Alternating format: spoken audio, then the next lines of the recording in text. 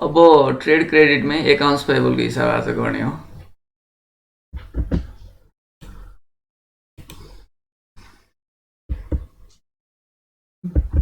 अब accounts payable में हामीले यो 3 र 4 नंबर को फर्मुला यूज गर्छौं। सिम्पली 1 वर्ष को क्रेडिट पर्चेस दिएको हुन्छ नि, अब पर्चेस दिएको छ भने त्यसलाई घटाउनु पर्छ, नेट पर्चेस बनाउनु पर्छ।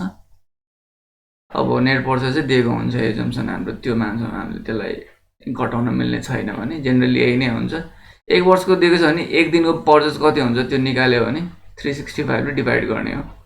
र एभरेज एकाउन्ट्स पेएबल भनेर भने हामीलाई 1 दिनको पर्चेस चाहिन्छ। यो पनि सोध्दैन, सोध्न चाहिँ यो हो सोध्ने। बुक्समा कति होला त एभरेज एकाउन्ट्स पेएबल तिर्नुपर्ने कति होला भनेर सोध्छ कि।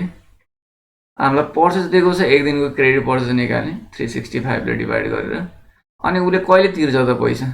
8 टर्ममा उसले 10 दिनमा तिर्छ कि 40 दिनमा तिर्छ कि? उसले 40 दिनमा तिर्ने भए इन्टु 40 गर्ने हैन। अनि 41औं दिनमा चाहिँ के छ भन्दाखेरि चाहिँ आज 1 दिनमा गरेको पर्चेसको लगेर तिर्नु पर्यो, अनि त्यो दिन पनि उधारो पाइन्छ, हुँदा ब्यालेन्स चाहिँ त्यति बसिरहन्छ भन्ने भयो। 10 दिनमा तिर्छ भने फेरि 10 दिन गर्नु पर्यो, या 25 दिन भनेको छ अघि जस्तै भने 25 दिन राख्नु पर्यो। यहाँ एक्चुअल क्रेडिट पिरियड कति हो त्यो? यहाँ डिस्काउन्ट पिरियड यो भने पनि 10 दिनमा लगेर तिर्छ भने डिस्काउन्ट पिरियड नि यही हो, क्रेडिट पिरियड नि उसको लागि त्यही नै हुन्छ। त्यही हो कुरा। अगाडि बढौँ। क्वेसन नम्बर 6 सल्युसन गर्दै जाउँ। एकचोटि फेरि म ट्राई गर्छु।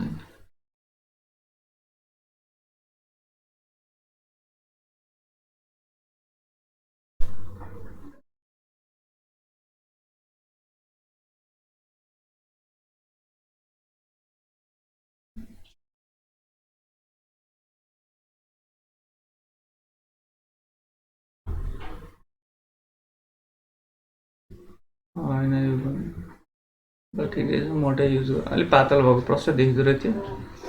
अब सुरु गरेँ मैले। Suppose a firm makes purchase of, यहाँ अलिकति छेक्यो मैले, यसलाई तल ताने, purchase of 3.65 million per year under the term of 2/10 net 30 and tax discount। यो भनेको छ कि टोटल पर्चेस कति गर्दो रहेछ? 3.65 million गर्दो रहेछ पर इयर। त्यो निकालौँ, गिभन सारो एनुअल पर्चेस।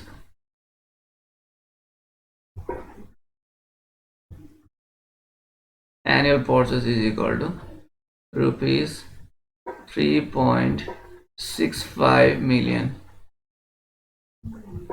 यो गरेको है मैले।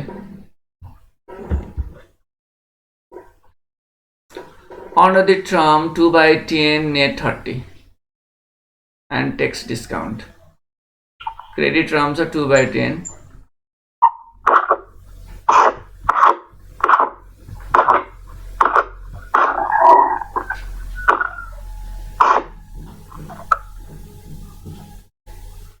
credit terms are 2/10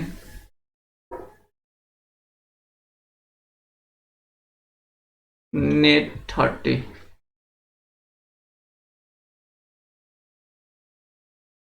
यो 2/10 net 30 and tax discount।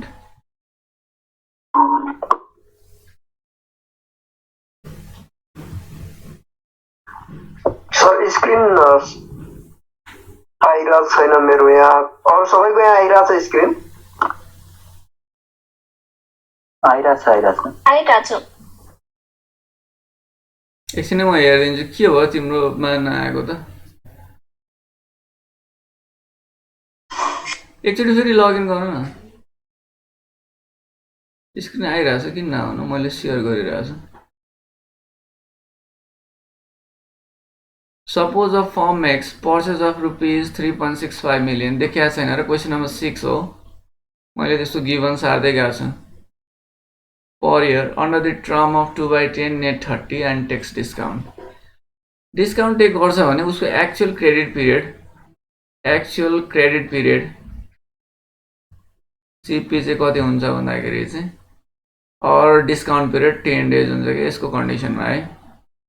किनभने डिस्काउन्ट लिइसकेपछि त्यही उसको लागि क्रेडिट पिरियड नै त्यही हुन्छ, डिस्काउन्ट पिरियड नै त्यही नै हुन्छ। अब ए नम्बरमा सोधेको छ what is the average amounts of accounts payable net of discount भनेको छ। यहाँ assume that 3.65 million of purchases net of discount भनेको छ। त्यो माथि दिएको चाहिँ नेट अफ डिस्काउन्ट हो, त्यही भएर हामीले के गर्नु पर्दैन, खालि के छ भन्दा त्यो नेट अफ डिस्काउन्ट निकाल्नु पर्दैन। यदि ग्रोस यति हुन्थ्यो र डिस्काउन्ट यति हुन्थ्यो भनेर दिएको भए चाहिँ त्यो दुईटा घटाएर यति निकाल्नु पर्थ्यो भनेर भनेको छ।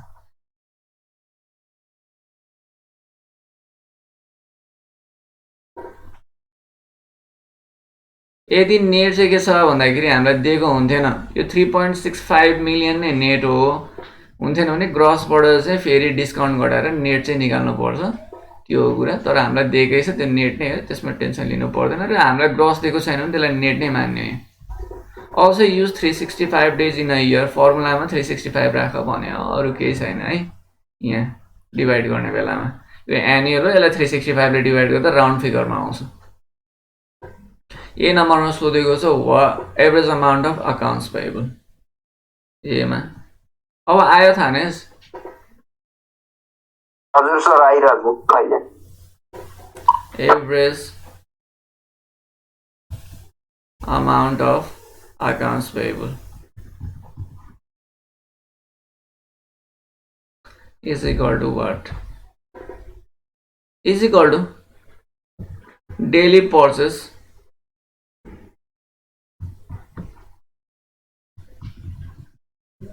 into daily purchase into credit period हो।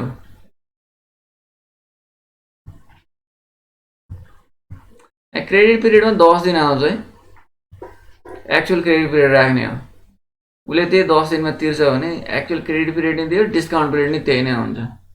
र अनि एक्चुअली तिरिरहेछ 10 दिनमा भयो भने त्यसको चाहिँ नट टेकिङ डिस्काउन्टको के छ भन्दाखेरि हामीले कस्ट अफ ट्रेड क्रेडिट पनि निकाल्न मिल्दैन, जिरो नै हुन्छ, कस्टै जिरो हुन्छ त्यतिखेर।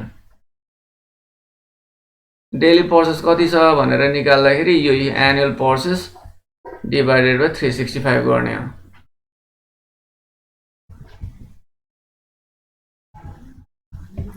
Divided by 365 into credit period भनेको उसले 10 दिनमा लगेर तिरिरहेछ। यसको सिम्पल लजिक के हो भने मैले पहिला पनि भनेको छु, 0 1 2 गर्दै के छ भन्दाखेरि 10 11 ल 12 भनौँ न। अब आज फर्स्ट दिन हो हामीले उधारो किन लिएर आएको मानिलिउँ, यहाँ यसमा पनि आउँछ, कति आउँछ भने यसलाई डिभाइड गर्दाखेरि 10,000 तल नि आउने। यसमा ल मानिलिउँ 10,000 1 लाख भनौँ है, मैले 1 लाख इक्जाम्पल इजी हुन्छ क्या। पहिलो दिन हामीले 1 लाखमा लिएर आयो, त्यसपछि 2 लाख लिएर आयो, 1 लाखै लिएर आयो, 2 हुन्छ क्या यहाँ। फेरि तेस्रो दिन पनि 1 लाख उधारो लिएर आयो, यहाँ 3 लाख रुपियाँ बाँकी रहन्छ तिर्न। 10औं दिनसम्म 1-1 लाख रुपियाँ लिएर आउँदाखेरि तिर्न 10 लाख रुपियाँ बाँकी रहन्छ नि, हो कि नै? 11औं दिनमा गइसकेपछि नि हामीले 1 लाख उधारो ल्याउँछौँ। तर यो 10 दिनमा तिर्ने हो भने यसको त यो 1 लाख तिर्दिनु पर्यो नि। यहाँ 1 लाखको उधारो आउँछ, फेरि के छ भन्दाखेरि 1 लाख तिर्नुपर्छ भन्दा के छ 10 लाखै बसिरहेको हुन्छ कि। यो यसको लजिक। पहिलो दिन 1 लाखको लिएर आयो, दोस्रो दिन 1 लाख, तेस्रो दिन 1 लाख गरेर 10 दिनसम्म 1-1 लाख ल्याउँदा 10 लाख रुपियाँ त क्युमुलेटिभ बस्छ। त्यो बेलासम्म त तिरे आउँदैन 10 दिनमा तिर्ने हो भने, होइन? 11औं दिनमा चाहिँ फेरि 10 दिनमा तिर्ने हो भने पहिलो दिन किनेको त 11औं दिनमा तिर्नु पर्यो, त्यो दिन भने किनेर ल्याउनु पर्यो। एभरेजमा यसरी हिसाब हुन्छ क्या यो है। भयो मलाई मेट्छ।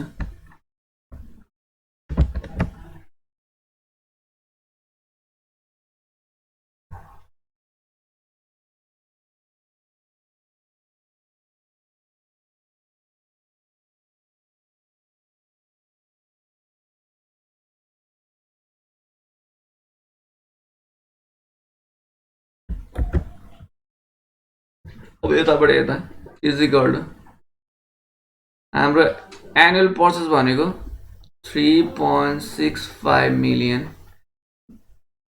डिभाइडेड बाई 365 इन्टु 10 निकाल्नु त कति आयो? यो 10,000 होइन 1 लाख आउँछ जस्तो लाग्छ मलाई एउटा जिरो कम भएको छ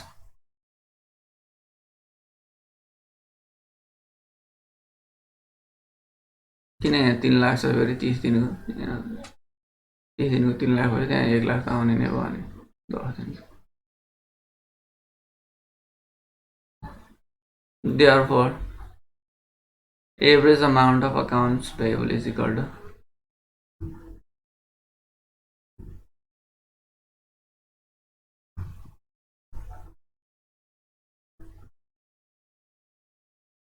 accounts payable is rupees 1 lakh यति हो अब बी नम्बरमा is there a cost of trade credit the firm uses भनेर सोधेको छ यदि उसले डिस्काउन्ट लिन्छ भने नट टेकिङ डिस्काउन्टको कस्ट कसरी निकाल्ने त्यही भएर हुँदैन यहाँ बी नम्बरमा अलिकति एक लाइन लेख्ने if form page on discount period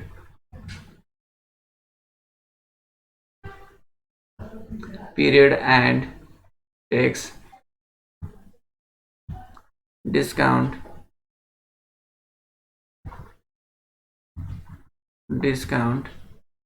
there will be no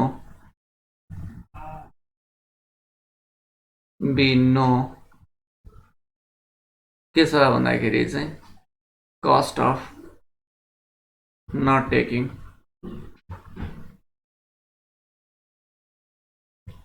discount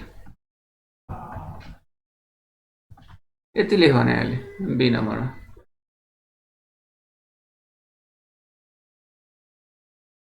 अब सी नम्बरमा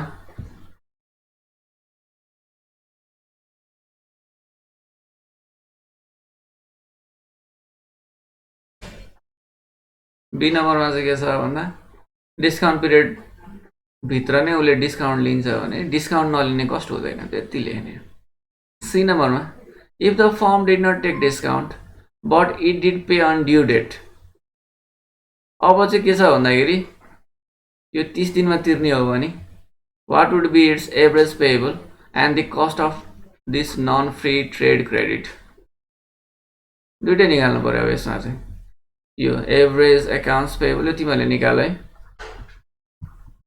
accounts payable is equal to what अब यहाँ 30 दिन राख्ने अरू केही छैन गर्नुपर्ने यहाँ 10 डेजको ठाउँमा 30 डेज राख्ने हो आई नम्बरमा यो सोधेको छ आईआईमा cost of non free trade credit भनेको एपिसी सोधे एनुअल पर्सेन्टेज कस्ट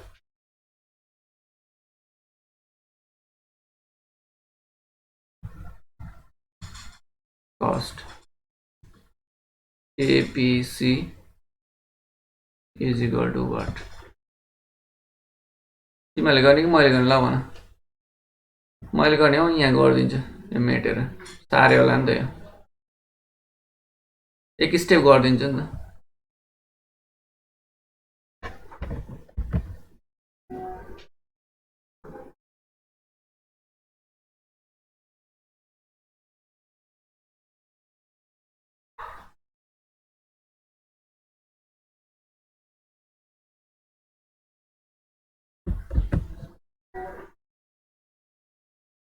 C को आयो यो average accounts payable is equal to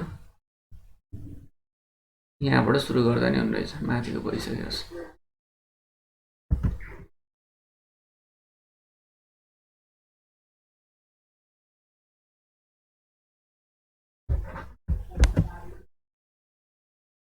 यहाँ 30 डेज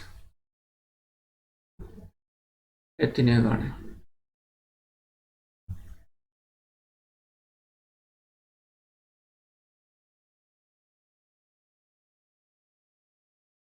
अब आई नम्बर चाहिँ तल गर्दा नि हुन्छ तल पनि छ एउटा slide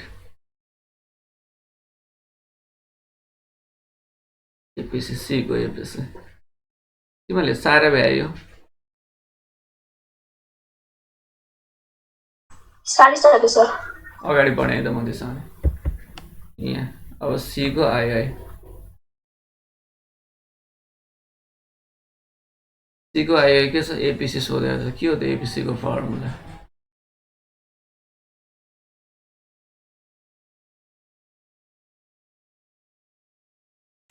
discount rate 1 minus discount rate into 365 credit period minus discount period.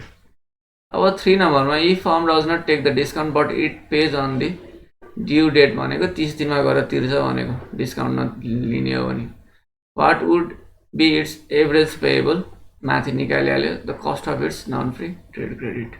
अब यहाँ राख्ने डिस्काउन्ट रेट 2% हो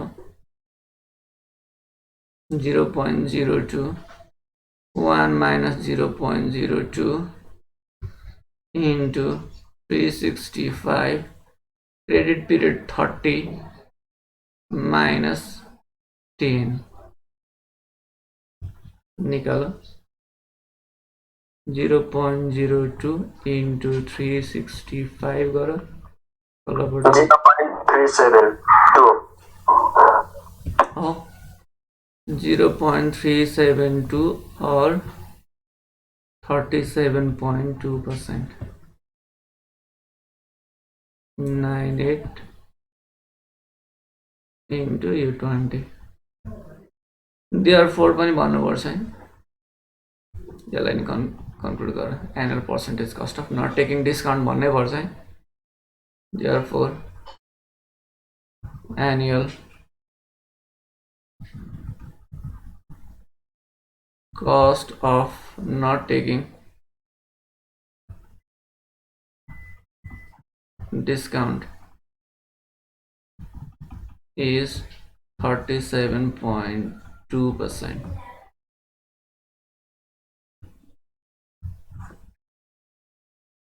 यो भयो अब डी नम्बरमा स्ट्रेच गर भने जस्तो लाग्छ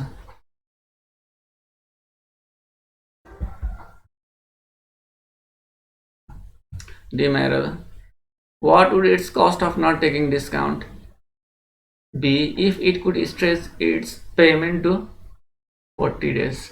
अब यो 30 को ठाउँमा 40 राख्यो भने अरु केही छैन अब हाम्रो चाहिँ के छ भन्दा credit period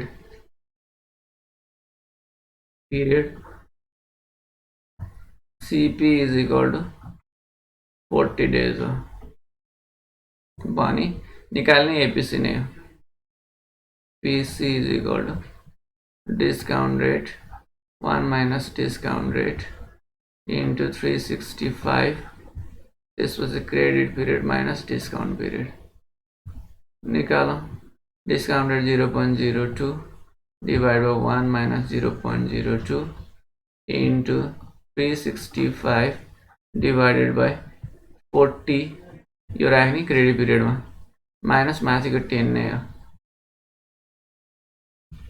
is equal to 0.02 into 365 divided by 0.98 into 30 गर्दा 0.248 0.248 or 24.8%. Therefore, APC of firm would be 24.8% if it pays on 40th days.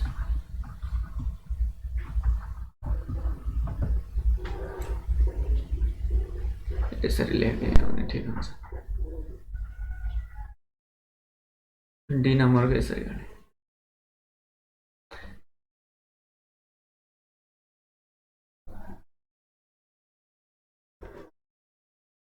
Generally त्यहाँ के छ भने क्रेडिट टर्म छ भने कस्ट सोध्ने बित्तिकै यही फर्मुला लगायो भने है अर्को फर्मुला छैन अब एनुअलाइज फर्मुला छ त्यो लगाउँदा पनि हुन्छ यदि इफेक्टिभ सोधेको छ भने नभने इफेक्टिभ सोध्दा नि यही लगायो भने मिस्टेक चाहिँ हुँदैन किनभने 1 वर्षभन्दा कमको इफेक्टिभ निकाल्ने चलन छैन कि इफेक्टिभ पनि यही नै इफेक्टिभ यसलाई पनि एनालाइज गरे हुँदै यतापट्टिको पार्टले यो सक्यो अर्को एउटा हिन्ट्स दिन्छु तिमीले होमवर्क गर्ने है सिम्पल छ केही छैन क्वेसन नम्बर 5 तिमीलाई हिन्ट्स है तिमीहरूको लागि होमवर्क हो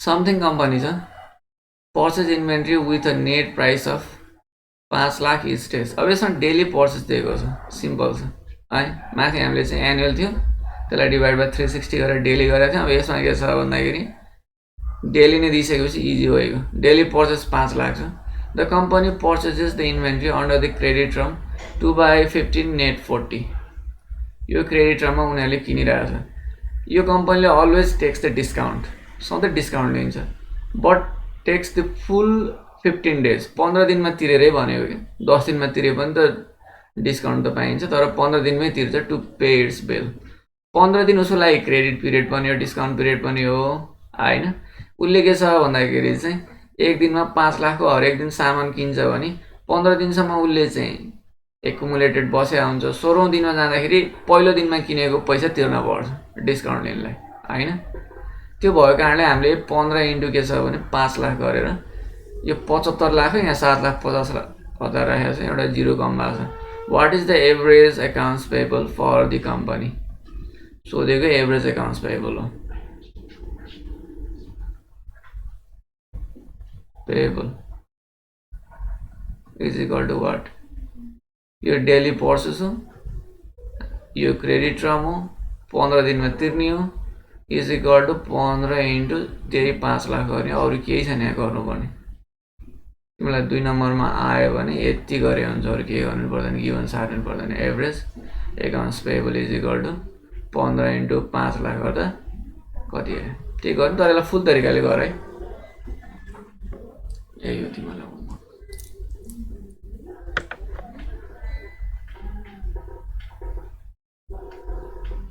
ठिक छ भोलि एउटा एकाउन्ट्स सरी अकुरल्सको क्वेसन छ त्यो अकुरल्स क्वेसन गर्छौँ त्यो इक्जाममा आउला जस्तो त लाग्दैन भएन बुकमा राखेको कुरा बुक फलो गर्दै गएको छौँ त्यो गर्छौँ आइहाल्यो भने सिम्पल छ डिभाइड बाई 2 गर्ने अरू केही छैन अनि त्यसपछि अरू ब्याङ्क लोनहरू पनि सुरु हुन्छ तिनीहरू इक्जाममा पनि यो एउटा ए नम्बरमा चाहिँ ए आउँछ अघि हामीले गरेको थियौँ नि यो फर्मुला पनि ए नम्बरमा आउँछ 3 नम्बरमा आउँछ कि प्राय आइरहन्छ